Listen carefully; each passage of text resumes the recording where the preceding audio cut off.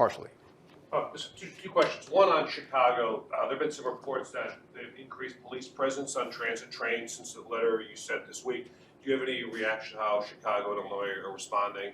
And I just want to go back to the helicopter language for a second.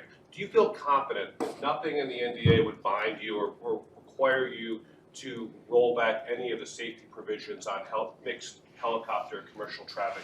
So I've actually asked for advice from some of my more liberal friends. How do I speak liberalism? How do I become bilingual, conservative and liberal in the way I communicate? I'm not looking at fighting with Chicago or New York or DC or Boston when we talk about transit.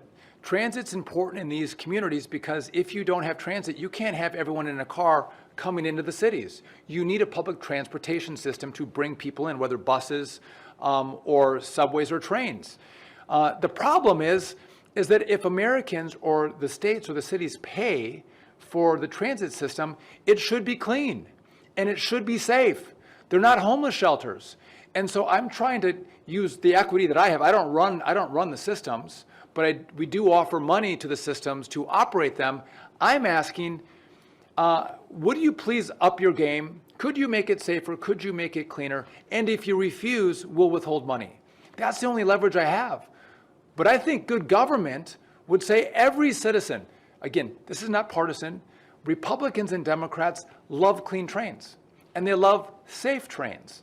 And if you're a liberal, I think you say, I want more people on trains. Well, the way you do that is make the experience better.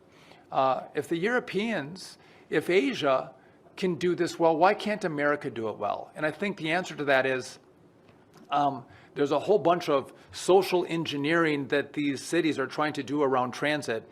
They should stop. There's one mission: move people, move them safely, make it clean and safe.